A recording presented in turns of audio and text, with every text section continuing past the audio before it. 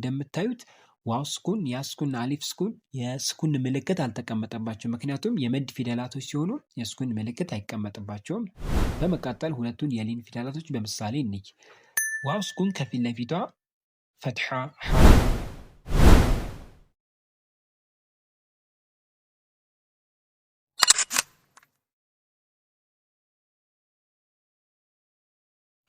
ጥያቄ ቁጥር 1 ይህ ቃል ምን ተብሎ ይነበባል?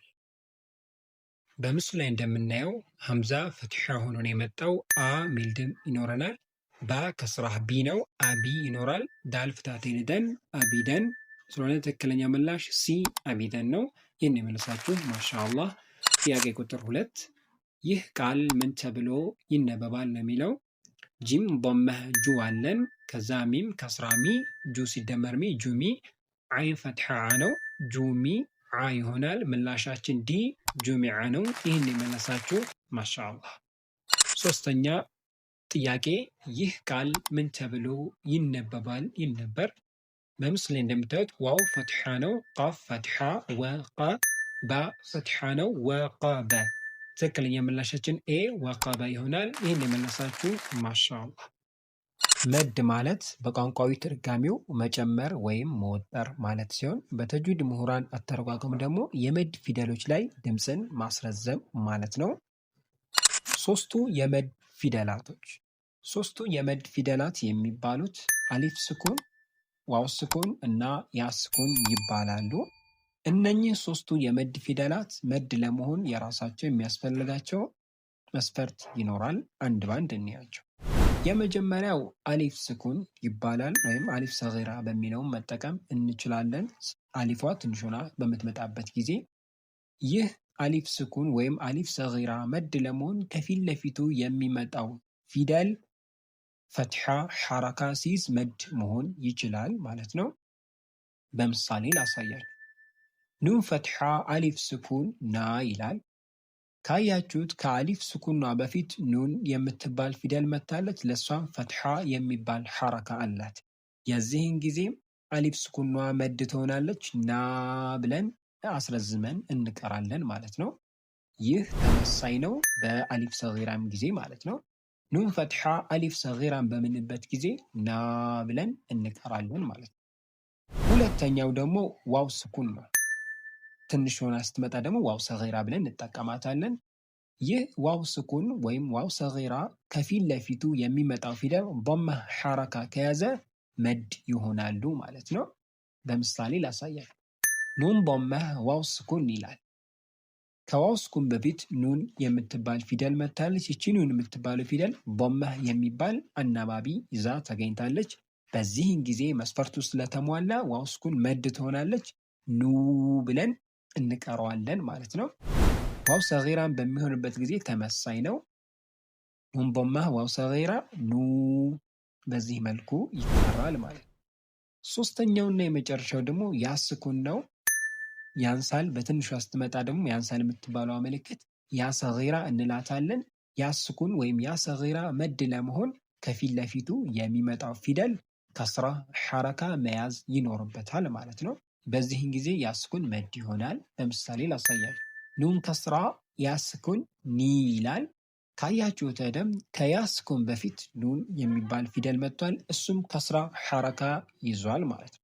በዚህን ጊዜ ያ ስኩን መድ ትሆናለች። ኒ ብለን እንቀራለን። ሰጊራን በሚሆንበት ጊዜ ተመሳይ ነው። ያ ሰጊራ በምናደርግበት ጊዜ ኑን ከስራ ያ ሰጊራ ኒ፣ በዚህ መልኩ ይቀራል ማለት ነው።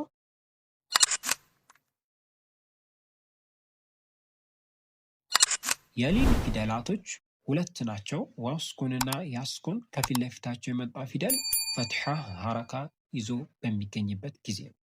አንድ ባንድ ከምሳሌ እናያቸው።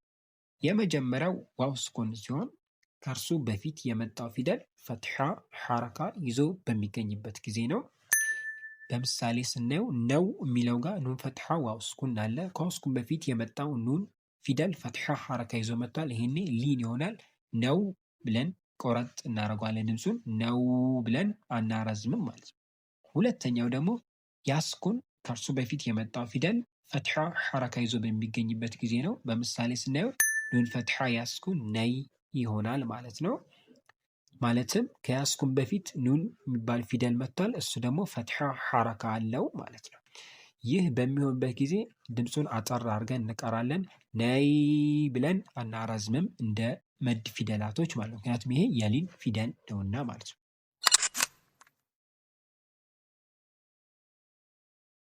በመጀመሪያ አሊፍ ስኩን።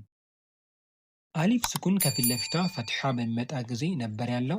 ቃለ የሚለው ጋር እንደምታዩት ከአሊፍ ስኩን በፊት ቃፍ ፊደል መጥቷል። ፈትሐ ሐረካ አለው። ይሄኔ ቃለ ብለን እንቀራለን ማለት ነው። ሁለተኛው ደግሞ ያስኩን ከፊት ለፊቱ ከስራ በሚመጣ ጊዜ ነው። ለምሳሌ ቂለ እንደሚለው ያስኩን ከፊት ለፊቱ ቃፍ መጥቶ ከስራ ሆኗል ማለት ነው። ሶስተኛው ደግሞ ዋው ስኩን ከፊት ለፊቱ ዶመህ ሲመጣ ነበር የመድ ፊደላቶች ሶስተኛው። ይህ ደግሞ ያቁሉ በሚለው በምሳሌ እንደምታዩት ከዋው ስኩን በፊት ቃፍ ዶማ ሆኖ መጥቷል። ይሄኔ መድ ይሆናል። ያቁሉ ብለን እንቀራለን ማለት ነው። ሶስቱም ጋር እንደምታዩት ዋው ስኩን፣ ያስኩን፣ አሊፍ ስኩን የስኩን ምልክት አልተቀመጠባቸው። ምክንያቱም የመድ ፊደላቶች ሲሆኑ የስኩን ምልክት አይቀመጥባቸውም። በመቀጠል ሁለቱን የሊን ፊደላቶች በምሳሌ እንይ። ዋው ስኩን ከፊት ለፊቷ ፈትሐ ሐረካ ይዞ በምትመጣበት ጊዜ ነበር ያለው። የውመ ሚለው ጋር እንደምታዩት ከዋው ስኩን በፊት ያ መጥቷል ፈትሐ ሆኖ፣ ይሄኔ ሊን ይሆናል። የውመ ብለን እንቀራለን። ምንም አይነት መሳብ አይኖርም ማለት ነው። ሁለተኛ ደግሞ ያስኩን ከሱ ፊት የመጣው ፈትሐ ሐረካ ይዞ በሚገኝበት ጊዜ ነው። ቁረይሽን ሚለው ጋር እንደምታዩት ከያስኩን በፊት ራ ፈትሐ ሆኖ መጥቷል። ይሄኔ ያ ምንም መሳብ አይኖራትም። ቁረይሽን ብለን እንቀራለን ማለት ነው።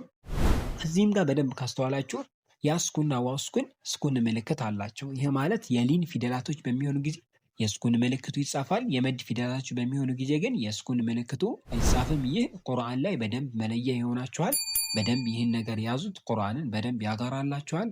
ኸይርን የዛሬ ያየን ይህን ይመስላል። ወላሁ አዕለም።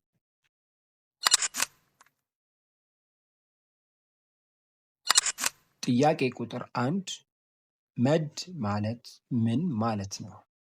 ኤ ማሳጠር፣ ቢ ማርዘም፣ ሲ መቁረጥ፣ ዲ ማንጠር። ጥያቄ ቁጥር 2 ሶስቱ የመድ ፊደላት እነማን ናቸው? ኤ አሊፍ፣ ያ፣ ኑን ስኩን ሲሆኑ፣ ቢ አሊፍ፣ ታ፣ ዋው ስኩን ሲሆኑ፣ ሲ አሊፍ፣ ያ፣ ዋው ስኩን ሲሆኑ፣ ዲ አሊፍ፣ ታ፣ ኑን ስኩን ሲሆኑ። ጥያቄ ቁጥር 3 ይህ ምልክት ዳሽ ሰጊራ ይባላል።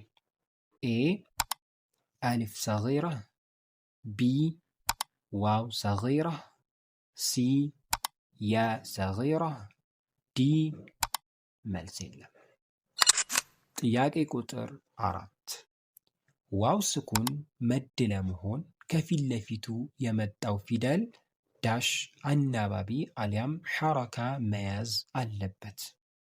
ኤ ፈትሐህ፣ ቢ ضመህ፣ ሲ ከስራህ፣ ዲ ስኩን። እንደተለመደው የጥያቄዎቹን ምላሽ ኮሜንት ላይ አስፍሩልኝ፣ የገባው አረምላችኋለሁ። በቀጣይ የአላህ ፍቃድ ከሆነ በአዲስ ደርስ በቃዒደቱ ኑራንያ ሰጊራዎቹን በፊደላት እያስገባን ማንበቡን የምንማር ይሆናል። እስከ ቀጣይ ሰላም ሁኑልን። ወሰላሙ ዓለይኩም ወረሕመቱላሂ ተዓላ ወበረካቱ።